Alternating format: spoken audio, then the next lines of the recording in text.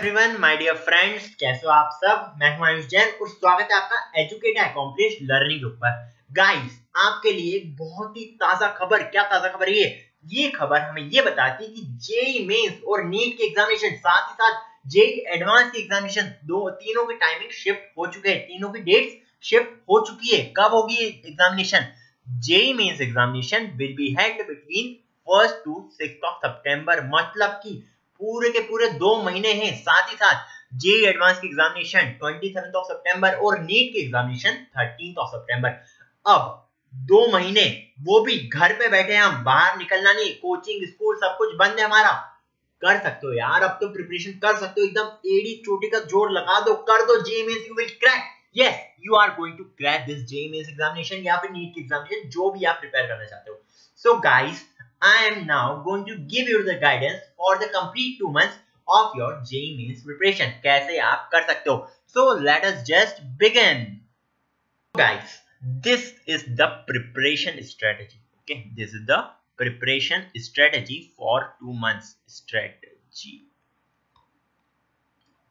for 2 months. चलिए, कैसे preparation करनी बताता हूँ मैं आपको। 2 महीना कितने दिन? 60 दिन। Yes, 60 days. You are having 60 days for JEE Mains. कैसे हो पाएगी प्रिपरेशन? देखो यार, ये 2 महीने को पहले तो डिवाइड कर दो आप 2 महीने, मतलब कि 1 मंथ इधर एंड 1 मंथ इधर। ठीक है, अलग अलग देखेंगे हम कि क्या क्या करना है हमें। सो 1 मंथ एंड 1 मंथ में इसको डिवाइड कर दिया। अब देखो कितने सब्जेक्ट्स है आपके पास।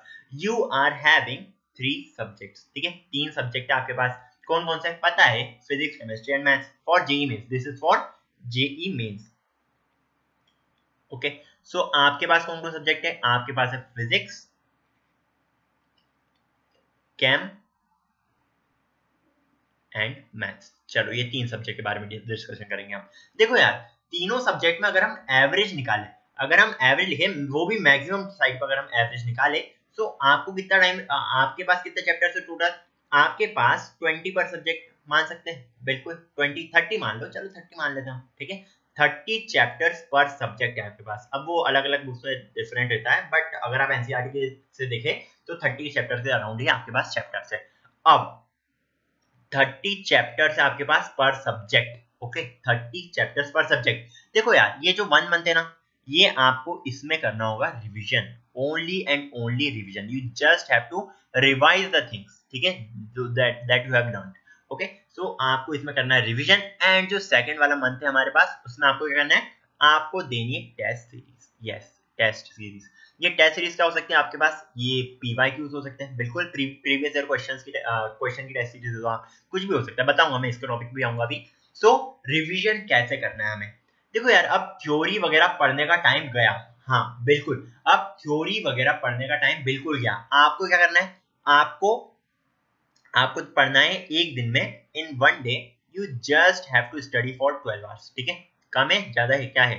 चलो, एक दिन में आप 12 घंटे पढ़ सकते हो। बिल्कुल, ये तो हो गया 24 का आधा, मतलब कि आप 12 घंटे टाइम पास कर लो, अपना जितना टाइम पास करना है कर लो, खाना खा लो, नहा लो, सब कुछ कर लो आप, बट 12 घंटे आपको स्टडी करनी है with focus. You have to study with focus. ठीक है, फोकस के साथ आपको एकदम स्टडी करनी है। कैसे करनी है स्टडी बता रहा हूं अभी। So you have to study with focus. Okay. Now, according to me, ठीक है, ये सब अलग अलग बोलेंगे, बट मैं जो मानता हूँ वो चीज आपको बता रहा हूँ, बिकॉज मैंने भी जेईई मेंस के लिए अपियर करा है, मेरी निकली भी है, जेईई एडवांस तक पहुंचा भी हूँ मैं, बहुत कुछ करा है मैंने। ओके, एंड कॉलेज भी अच्छा खासा ही मिला है मुझे। सो गाइस, रिवीजन कैसे करना है आपको करना है सिर्फ और सिर्फ एमसीक्यू, सिर्फ और सिर्फ आपको एमसीक्यूज के ऊपर भिड़ना है, एकदम अच्छी तरीके से आपको भिड़ना है एमसीक्यूज पे।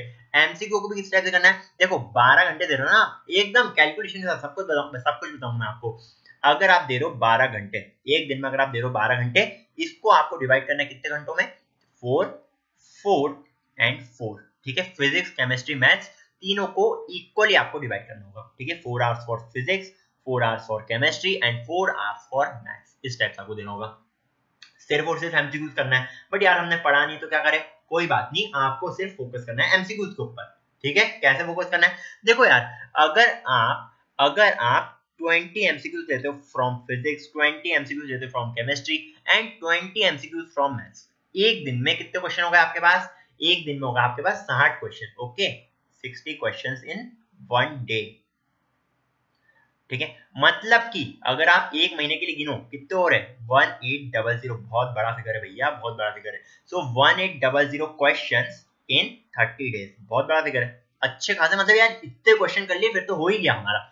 सो सिर्फ करने कितने क्वेश्चंस, 30 डेज, ठीक है। आपको क्या करना है, आपको ये 20 टोटल ऑफ 60 क्वेश्चन करने हैं। अगर ज्यादा कर पाओ, अगर प्रिपरेशन अच्छी है आपकी पुरानी, तो 20 to 40 भी ले सकते हो, वो आपकी मर्जी है, आपको कितने क्वेश्चन करने हैं। सो 20 to 40 आप क्वेश्चंस आपको करने हैं, अच्छे से करना, प्रैक्टिस करनी है आपको, एंड सिर्फ करके छोड़ना नहीं, आपको पहले इस फेज में तो आपको अच्छे से टाइम देना है।